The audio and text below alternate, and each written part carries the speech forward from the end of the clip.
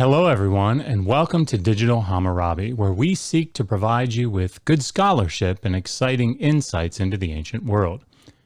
Today, I'm going to be addressing a portion of an interview with Dr. Carmen Imes that took place on April 28, 2024.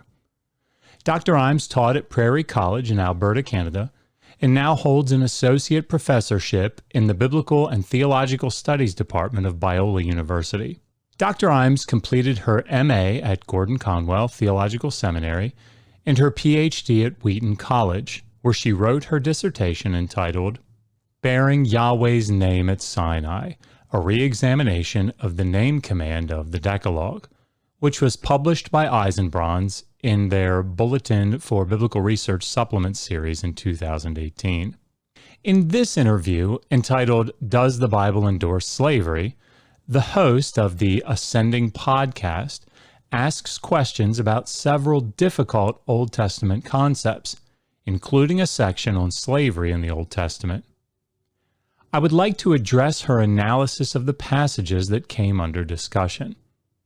Although the title of the video focuses on slavery, only a small portion actually deals with that issue. Thus, I will limit the clips that I play and respond to mostly these sections. However, I would like to begin by playing and addressing two earlier sections in the interview that engage with how one views the Old Testament and divine commands of violence in the Old Testament. The explanation that Dr. Imes gives, I think, reveals a bit about the interpretive methodology that she uses. I would say reading the New Testament without the Old Testament is kind of like walking into a movie theater 3/4 of the way through a movie and expecting to have a great experience. And you'll be puzzled most of the time because people are talking about things you didn't witness. There's a plot that you don't fully understand. And you could probably pick out who are the main characters and where is this all going, but you'll feel a little bit lost. And I think reading the New Testament without the Old Testament does that to us. We don't understand where this all started. What are we even trying to accomplish? And where's it headed? I want to briefly make mention of the fact that Dr. Imes, as we might expect, is viewing the Hebrew Bible through the lens of a Christian canon. In other words, by drawing an analogy between reading the Old Testament and watching 3/4 of a movie, she is stating that the New Testament completes what the Old Testament began. While this might seem like a somewhat trivial point, it is very important to understand how one is approaching the text. By viewing the Hebrew Bible as incomplete on its own, this allows the interpreter to see things like forward movement or development in the text, development that would come to fruition in the New Testament. This will very likely color how one interprets texts like the law collections in the Hebrew Bible, as they must be theologically reconciled, ostensibly, with what appears in the New Testament. And so sometimes we hear harsh language and we overinterpret it or we overread it. For example, when God sends his people into the Promised Land, obviously there's battles with the Canaanites and people die. And so often people will assume that what God wanted and authorized was a bloodbath, when in fact, if you go back and read carefully what God was actually asking them to do when they got into the land, the violence that he describes is not towards people, it's towards objects. Break down their altars, smash their sacred poles, get rid of their idols, wipe out their names, the names of the idols from the place. He doesn't say cut off their heads and then cut off their thumbs and then cut them off at the knees. Like, he doesn't describe any methods of torture. Yes, I'm not trying to say that nobody died when the Israelites entered the land, but killing people was not the point of it. It was dismantling the societies that were gathered around the worship of false gods. And so I think we overstate the violence on God's part going into a book like Joshua. And then we also, because it's not our context, we fail to appreciate that this is the way people talked about warfare, and that in the ancient Near East, all warfare was divine warfare.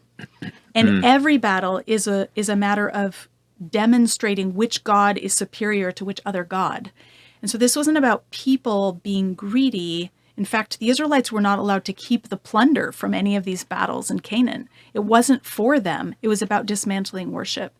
There are a few things to address in this section. First, Dr. Imes asserts that the violence commanded by Yahweh in the Hebrew Bible was not primarily directed against humans, but rather against objects. She then provides examples of cultic paraphernalia, altars, sacred poles, and idols. In contrast to this, she states that Yahweh did not command, quote, methods of torture, for example, cutting off heads, thumbs, people below the knees. They were to dismantle the worship of these foreign deities. Let's begin with the claim that the violence was not directed against humans. However one takes the historical validity of texts like Numbers, Deuteronomy, Joshua, and Samuel, there are many passages in which sometimes extreme forms of violence are specifically commanded to be carried out against humans. Let's take a look at a few examples. First, a passage like Deuteronomy 7, which speaks of destroying altars, sacred stones, and Asherah poles, verse 5, begins with, quote, when Yahweh your God brings you to the land that you are about to enter to possess and drives away many nations from before you, the Hittites, Girgashites, Amorites, Canaanites, Perizzites, Hivites, and Jebusites, 7 nations more numerous and stronger than you, and Yahweh your God gives them to you so that you strike them. You must surely utterly destroy them. Do not make a covenant with them, nor show them any pity. This is not an either-or situation. The focus is on both the people and their objects of worship. But violence toward the objects of Yahweh's wrath are not limited to these types of passages. We see in 1 Samuel 15:33 that Agag was hacked to pieces by Samuel, fulfilling the command to slaughter every last Amalekite, a command that Saul failed to perform and was rejected thereby. In Joshua 10:22-27, we see Joshua capturing 5 kings, forcing them before the people, having them place their feet on their necks in public humiliation, then killing them and staking their bodies on poles for all to see. Of course, Yahweh's wrath is not only a threat to Israel's enemies. We read in Hosea 13:16 that due to Israel's continued rebellion, they would fall victim to divine retribution. Quote, Samaria will become guilty, for she rebelled against her God. They will fall by the sword. Their little ones will be smashed to pieces, and their pregnant women will be ripped open. Divine commands of violence and genocide are clearly throughout the biblical texts. I bring this section on violence up here to show that there is already a move here to defend the text against morally problematic passages and divine commands. This continues in her treatment of slavery in the Hebrew Bible. And you give a really lovely explanation that I couldn't re-articulate. Can you talk a little bit about why the Bible doesn't endorse slavery or why it's being misinterpreted? Because that seems like a very critical passage to understand. Yes, I'm happy to talk about that. There are some laws in the Old Testament that some English translations use the word slave or slavery in the laws, and I believe that's deeply misleading. In my experience, whenever someone begins with a discussion about slavery in the Hebrew Bible by critiquing the translation of the Hebrew words eved and amah, it most often signals that they are about to attempt to soften how the laws in the Old Testament deal with the social institution of slavery. Because the Semitic words used for slave in languages like Hebrew and Akkadian have a certain amount of polyvalency, it can be easy to suggest that a less morally problematic translation of the noun should be employed. For example, Moses wasn't a slave, Joshua wasn't a slave. Kings refer to themselves as slaves. The problem here is that it does not follow that because in certain contexts a word should be translated with a particular nuance, that therefore it should be translated in that way in all cases. And of course we know no language functions that way. Just because the word run can be used to refer to a person sprinting down a racetrack doesn't mean that when I say, I'm going to go for a run, it necessarily means that I must be sprinting around the block. Much less does it require that meaning when I say, I'm going to run to the store, or my nose is running. The key to doing lexicography, determining how a word should be translated in a given context, is the context itself. Because for most of us in the U.S. context, when we hear slavery, we think of the transatlantic slave trade and the antebellum South. And we're talking about the buying and selling of human beings as property for permanent possession, and you can do with them whatever you want, and you force them to work for you and you don't owe them anything. This is never endorsed by the biblical text. Notice the way that she framed defining the word slavery. She combines the following characteristics: buying and selling human beings, they are property, permanent possession, you can do whatever you want with them, you can force them to work for you, you don't owe them anything. Now, most of these actually are characteristics of a certain type of slavery that was indeed endorsed in the laws of the Old Testament. But there are subtle aspects to her description that would not be required for someone to be a slave. For example, most every apologist with whom I have spoken would agree that slavery was endorsed in the law collections of the ancient Near East. In fact, they are quick to condemn such slavery. However, in these other nations, one was not simply allowed to do whatever they wanted, even with a chattel slave. Thus, a human being owned as property, able to be passed on as inheritance, does not necessitate that one can treat them however they like. But let's take the rest of these characteristics that Dr. Imes states did not find endorsement in the laws of the Old Testament. First, buying and selling human beings as property. We see this in Exodus 21, 2-6, 7-11, and Leviticus 25, 44-46. These are some places where it is absolutely clear that human beings were bought and sold as property. There were gradations to the level of ownership that a person could exercise over another, depending primarily upon their ethnicity. Foreigners, for example, could be purchased and become part of the Israelite family's achuzah, or landed property. They would be passed on as an inheritance to their children after them. An Israelite himself could become property of another Israelite if he gave up his right to freedom, as we see in Exodus 21, 2-6. In a sense, remember there are levels to this type of ownership, a debt slave was a type of temporary property. This leads us to her second point, permanence. Permanent property as a possession. As we have seen, that was exactly how a foreign slave was described, and how an Israelite slave, at least in Exodus 21 and Deuteronomy 15, could volunteer to become. Number 3, force them to work for you and you don't owe them anything. That is exactly what slavery was in the ancient Near East, as well as in the Hebrew Bible.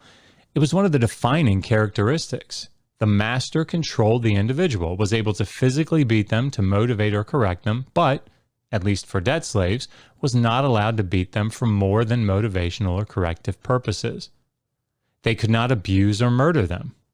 What we see, therefore, is the laws of the Old Testament endorsing the following type of slavery: a condition in which an individual, or rights to their labor, is owned by another, either temporarily or permanently. The owner controls and may benefit from the actions and activities of the owned individual. So, for example, in Exodus 21, there are some laws about servants. I'm looking at the NIV here, and the NIV heading says Hebrew servants. And so I think that's a better term for it, because what happens when you read all of the laws in Exodus, so they span from 20 to 23, chapters 20 to 23, all of these laws taken as a whole have all kinds of guardrails in place to make sure that no one is being exploited. So there's already a law saying human trafficking is prohibited. I have to assume here that she means Exodus 21:16 and its parallel in Deuteronomy 24:7. This is where we need to be very precise in our terminology. If by human trafficking she means kidnapping free people, reducing them to slavery, and selling them, then yes, that is absolutely outlawed in these verses.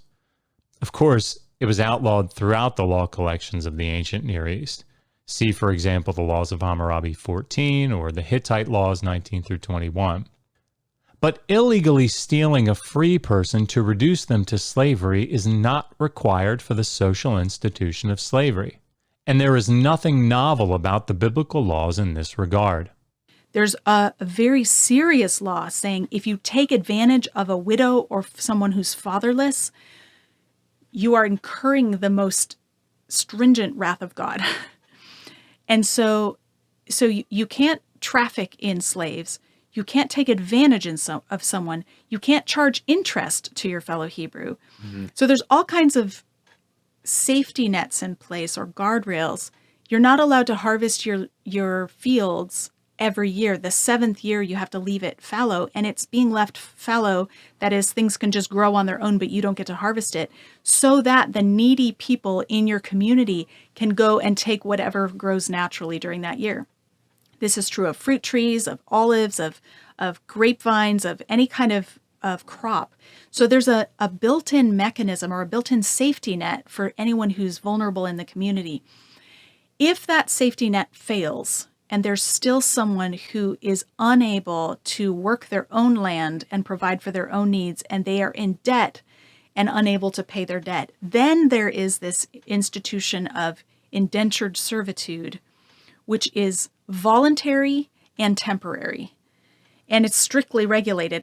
I won't go into detail, but it is important to remember that caring for the vulnerable in the ancient Near East was not unique to the laws of the Hebrew Bible. Of the many examples I could cite, here are two that come from early and late in Mesopotamian history. In the late 3rd millennium BCE, in the laws of Ornama, the text reads, I, King Ornama, did not deliver the orphan to the rich. I did not deliver the widow to the mighty. I did not deliver the man with 1 shekel to the man with 1 mina, or 60 shekels. I did not deliver the man with but 1 sheep to the man with 1 ox. From the library of Ashurbanipal in the 1st millennium BCE, we see a ritual that was performed for the purification of someone who had knowingly or unknowingly sinned against the gods. In a long list of transgressions that the man might have committed, we see things like, who has oppressed the weak woman, who did not free a captive, did not release a man in bonds, who did not let the prisoner see the light of day, who said to the captive, leave him captive, to the man in bonds, bind him tighter, and who gave with small measure and received with big measure. He used an untrue balance, but did not use the true balance. He took money that was not due him. And that's what we're looking at in Exodus 20. It says, if you buy a Hebrew servant, he is to serve you for 6 years. And the word buy is misleading, I think, here, because it's about hiring. Someone is offering himself freely to you as a laborer to pay off a debt over the course of 6 years. That's what it is. And it's the upper limit, that's 6 years. No one can pay off a debt for longer than that. Like, you actually have to forgive the rest of it, which would discourage the wealthy from allowing the poor to just rack up lots of debt, right? It's another safety, like a guardrail in place. But then it says, in the 7th year, he shall go free without paying anything. So you can't make it a situation like many forms of modern day debt slavery, where someone comes to work for an owner, say a brick maker, and somehow their living expenses are always more than what they make making bricks, and so their debt actually grows rather than shrinks over the course of their service, so they can never get free. This is quite common in prostitution. It's quite common in brick slavery, say in India.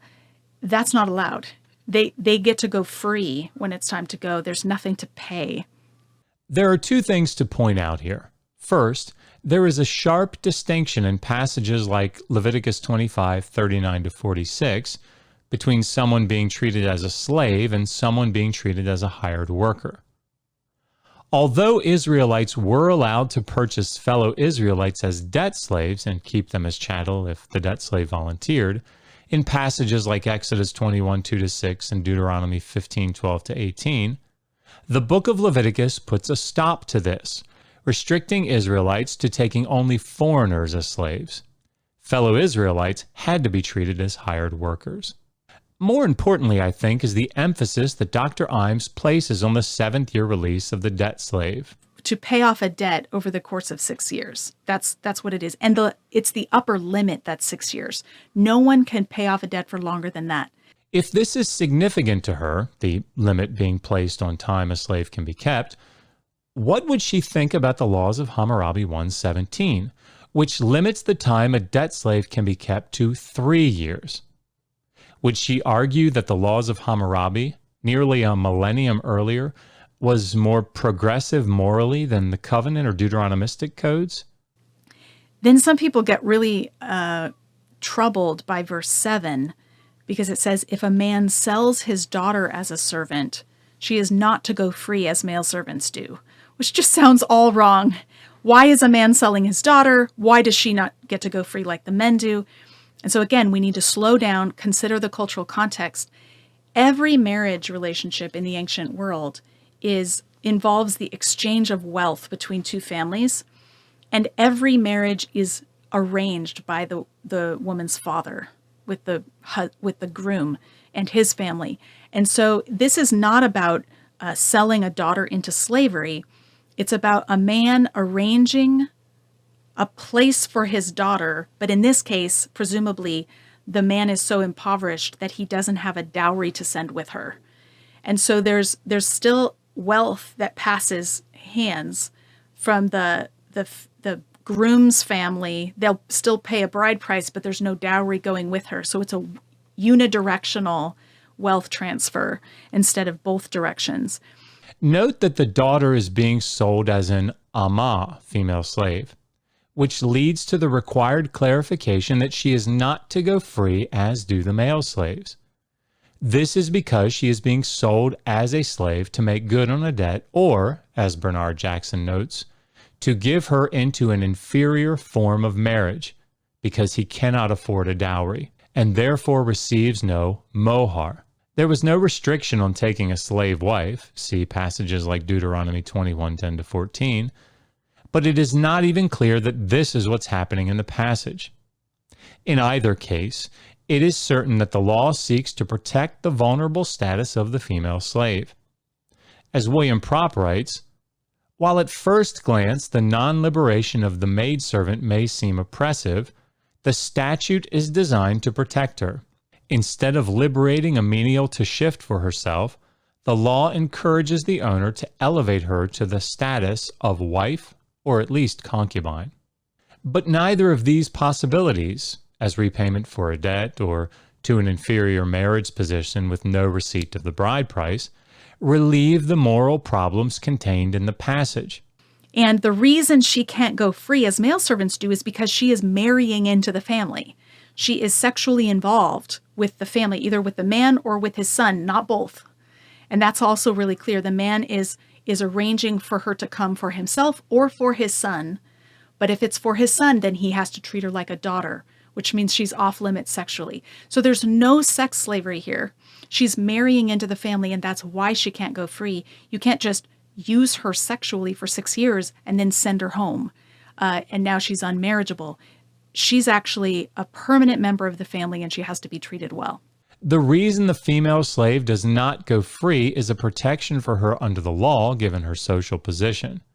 If we assume a status as a slave wife in this context, she has been utilized for her sexual and likely reproductive capacities, and therefore was considered to be deflowered and of lesser value thereby. Thus, the regulation concerning the man who has taken her for himself, if he should take another female slave in the same capacity, he cannot simply reduce her status or provisions. If he fails to maintain her status, he is to allow her to go free without any payment of money, and with the father's debt remaining satisfied by the previous transaction. In other words, however one views the status of the daughter sold by her father as a female slave, concubine, slave wife, or even inferior wife, I don't think this resolves the issues presented by the atheist or skeptic concerning the moral nature of such a command. Wow. That's a thorough explanation as well. Thank you very much. That's very helpful. That's as much as Dr. Imes has to say about the topic of slavery in this video. Obviously, it was not her intent to give a full explanation and apologetic for the presence of divine commands concerning slavery in the Old Testament here in this video, so I will limit my comments to what she covered. However, I do think it is important to point out that, as is quite typical in these types of responses to the critique of slavery in the Hebrew Bible, arguably the most problematic passage was left out of the discussion. Leviticus 25, 44-46. Here, foreign slaves, whether they come from the surrounding nations or from tenant farmers that are living inside the land of Israel, are allowed to be taken as full or proper chattel slaves, kept as property, passed on as inheritance to children, and made to serve permanently. Now, I don't want to speculate on why this passage was not considered in her analysis, but I think it left the critic feeling as though the analysis did not deal with the most challenging text. If Dr. Imes would like to have a dialogue with me about this topic, I would be more than happy to discuss it with her. Well, that's all for now. Thank you so much for watching, and until next time, resist poor scholarship. Always ask, how do you know that?